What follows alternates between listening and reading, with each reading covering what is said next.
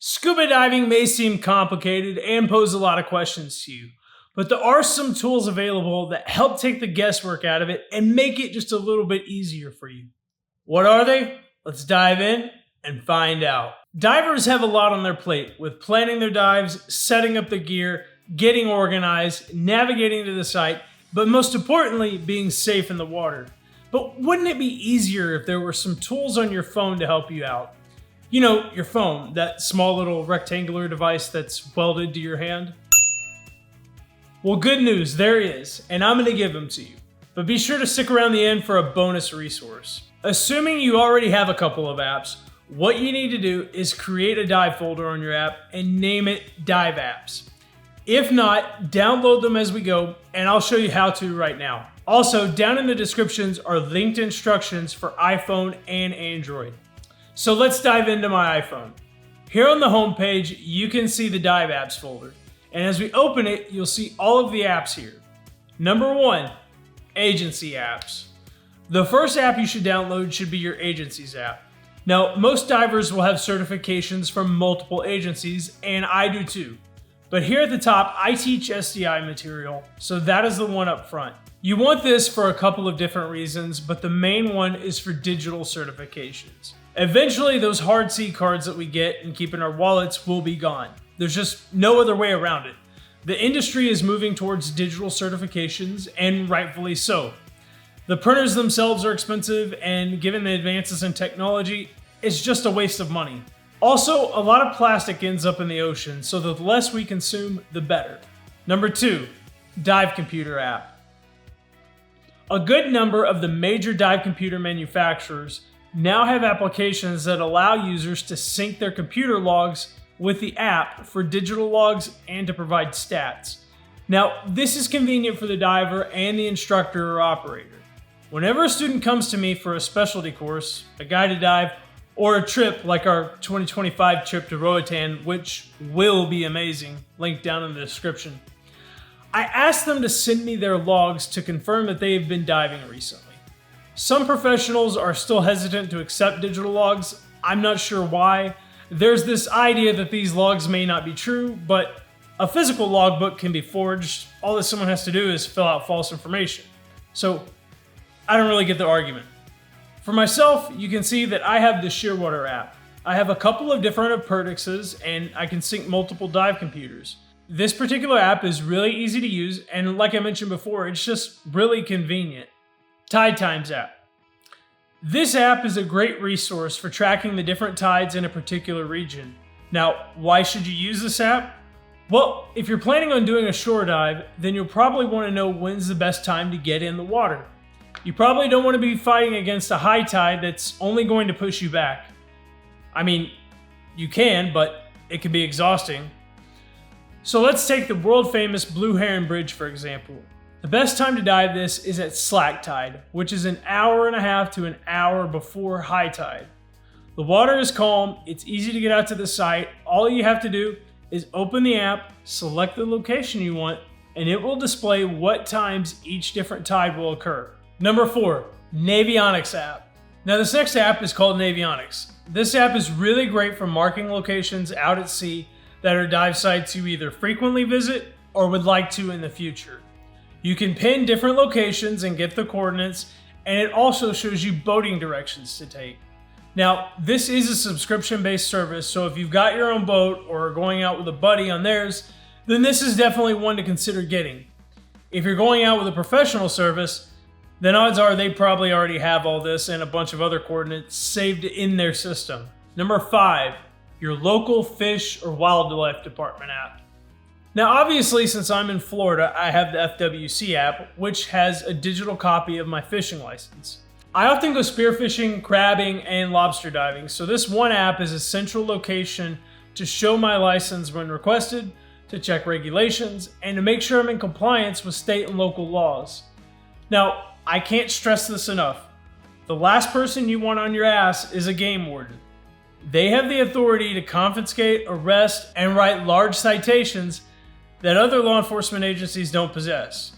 So if you ever have an interaction with them, just be respectful. yes sir ma'am, no sir ma'am, and most importantly, make sure you're in compliance with the laws.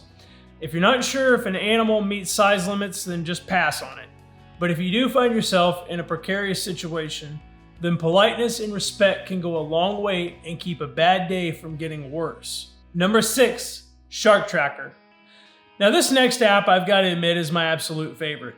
Shark Tracker by OSearch is one that I'm always checking because this app shows you the last ping locations of tagged sharks and turtles, but it also gives you detailed information about the animal, such as species, stage of life, weight, length, sex, and detailed info about the animal and their history since being tagged.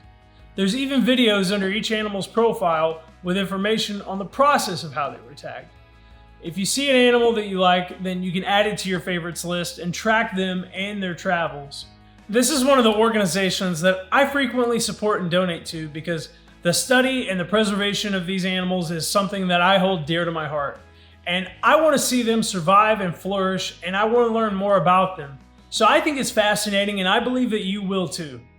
Hey guys, if you're enjoying this video, getting some entertainment, or learning something new, then please dive down, hit that subscribe button, hit that like button, and ring that dive bell. All right, back to the apps. Number 7, Marine Weather. Now this app is important to me because I get updated weather stats from NOAA's buoys that are stationed out off the coast and in the water. Now you might say, why not just watch the news for the weather?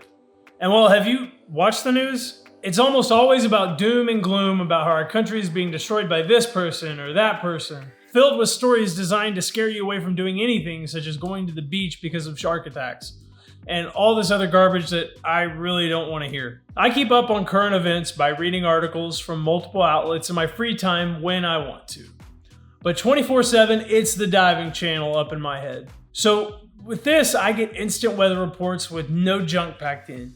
Now you can get a premium version either in a weekly, monthly, or yearly increments, which allow you to customize the app even more. I generally use the free version because I get everything I need from it. If I was a charter captain, then absolutely I'd be a yearly premium subscriber. I mean, $9.99 a year, are you kidding me? I don't think you can find any premium subscription cheaper than that for a whole year. Number 8, Fish Rules. Fish Rules is probably one of the only subscriptions that I gladly pay for because the app itself is so amazingly easy and useful to me. This paired with the FWC app helps so much. And what does it do? Well, it shows me all the species, regulations, limits, seasons, and so much more. It does this in saltwater, in freshwater, and at any location. This app pulls all the data based on my GPS, so I know I'm getting accurate information. Now, you might be wondering why I have this if I have my Fish and Wildlife app for Florida. Well, that's because this app simplifies it all down in an easy format to read rather than having it written out in legalese. So let me show you. So let's go to a species that has a closed season right now. Now, here's one of my favorites, stone crab. Here you can see right now that the season is closed. If we click on it, you'll notice that it's closed from early May to mid-October. It will open back up on October 15th, 2024. So you guys know what I'll be doing on that day. If I click back on it, it'll show me the minimum claw size. And here it shows you how to measure the claw. And here under harvesting, it tells you what you can't do to harvest these crabs. Now this particular species, you can't take the whole crab, but just the claws. Stone crabs will grow their claws back, but please keep this in mind. If you're down there collecting them and both claws are the legal size limit, then just take one rather than both. This leaves the crab with one to help gather food and defend itself from predators. If we just take both claws off of a stone crab, then the population will fade over time. Now, word of caution, be careful when handling these animals. I know some of you think you're tough, but if one of these ever gets a hold of you, you will be screaming and know a whole new level of pain that you never thought was possible. Comment down below and let me know if you've ever been pinched by a stone crab. You can also drop markers and waypoints on the map to help you remember your spots. I'm not going to open this section here in this video because, hey, my spots are mine. No fisherman ever gives away that classified information. You can create trip logs and get coordinates. The subscription is a yearly fee of $29.99, but Like my dive insurance, this is one that I happily pay for. Number 9, Wind Finder. Now this app is useful to help planning your trips by telling you the current wind conditions at your destination and your travel route. It will tell you knots and time frames, but also provides this color-coordinated map. You can mark your favorite locations on it, and it will provide you with forecasts for future times as well. I use this to determine if a dive is going to be doable. A lot of the times I'm using this to determine surface current, especially now that we're in hurricane season. If the wind is too strong, then I know it's going to make the current and waves difficult. If that's the case, then I'll consider taking a bigger DSMB if I'm still going ahead with it. But also, there are a lot of dive trips that simply can't be done if the wind and chop is too bad. For example, the Oriskany, the Dry Tortugas, and the Middle Grounds are all dive sites that are a long boat ride out to them. If conditions aren't favorable, then more than likely the dive is going to be canceled. The morning of the dives, while I'm waiting for my coffee, the first app I open is this one, just to double check conditions. And a not so fun fact, I've tried to dive the Oriskany 4 times, and all 4 times I've been blown out by weather. The boat simply can't make it out to these remote locations if the chop is too bad. And a pro tip, if planning a dive like one of these, then give yourself a few days to attempt them. When I dove the Dry Tortugas, I stayed down in Key West for 4 days. My original date was blown out, and so were 2 of the other days. But the last one, the winds calmed down and there was almost no chop, which allowed us to make it out to the island. Now, there is a free version and a paid version, but the free version suffices for me. If you want alerts from when your favorite spots have favorable weather, then you can subscribe. Number 10, Patty. Now, if you saw my video on Patty, then you're probably wondering why I have their app downloaded. Well, Patty's app is quite useful, even if you don't hold any of their certs. If you come to me to take a class, you're going to learn some knots, and that's because they're fundamental and so useful in diving. And Patty has an awesome feature on their app where they have common knots that divers use. At the time of recording this video, you don't need an account or to pay them any money for this tool. All you have to do is open the app, click on Learn, and it gives you the common knots and hand signals used in diving. Let's click on one of my favorite knots, the bow line. And here you will see that it gives you the visual instructions on how to tie it. And I can't stress this enough, how valuable these tools are. So download this app and one called Knots Guideline. And when you have some spare time, grab a piece of line approximately 5 feet long and practice these knots. There is a future video in the works on how to tie some essential knots, and I'll try and get that out as soon as possible. Number 11, Nitrox Buddy. Now this one is an app that I guarantee you'll use, but always double check your calculations taught to you during your certification. Nitrox Buddy helps you determine the blends of nitrox that you'll need for your planned depths. Now you can see at the bottom here we've got a few tabs: Mod, Best Mix, EAD, and PPO2. Mod is for maximum operating depth. If you've already got a fill in your tank and you can't remember the maximum operating depth, then all you have to do is select your PPO2 and use the slider to select your blend percentage. As you can see, 32% is 111 feet. Now, over on Best Mix, you'll use your planned depth and PPO to determine what blend you need to get filled. So let's slide it over to say 130 feet. My PPO is set to 1.4%. And as you can see, the best mix for this depth will be 28%. And if we go over to EAD, equivalent air depth, with those parameters, my EAD for 130 feet is 116 feet. Now, PPO for recreational purposes, I would set it to 1.4 and leave it there as a safety buffer. So again, using these same parameters, you can see that for the 130 foot dive with 28% nitrox, I'm below that, so I know that I'm in a good spot.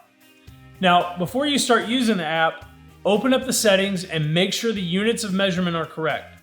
For me, being in the United States, I go with Imperial, and because I'm a tech diver and have advanced nitrox, I can get fills for 100% oxygen, but set for your appropriate certification level. Having these apps are going to save you a ton of time and even help you learn skills that were either overlooked or skipped during your courses. And Shark Tracker will provide you with some entertainment. I always find it fascinating to see the paths these animals take, and I get excited when they're nearby. Now, just as I promised, I have a new free resource for you, and that is the dive gear checklist. So this was inspired by one of my dive buddies who forgot to pack his reg set, so I thought it would be a good idea to create a recreational dive checklist. It's in a PDF format so you can download it either to your tablet or print it out. The link will be down in the description. It's absolutely free for anyone to use, and there are extra spaces if you want to add anything. If you do print it out, then my advice is to take it over to your local FedEx and Kinko's and have it laminated. That way you're not wasting a bunch of paper and ink. You can simply check it off with a dry erase marker and clean it off when you're done and just reuse it. Ladies and gentlemen, I highly recommend you get these apps. They can help improve your dives, save you a ton of time, and help keep you safe. If you enjoyed this content, got some entertainment value, or learned something, then please dive down, hit that subscribe button, hit that like button, and ring that dive bell. And share this with all your friends, family, and dive buddies so that you get more tips for the scuba diving enthusiast in you. And comment down below if I've missed anything or if you have a helpful app that I don't know of. I'd definitely be open to checking anything out as long as it's legal. And just over here, I'm gonna let the YouTube algorithm pick a video especially for you because it thinks you're gonna love it. I'll be back next week with another video, but until then, plan your dive and dive your plan.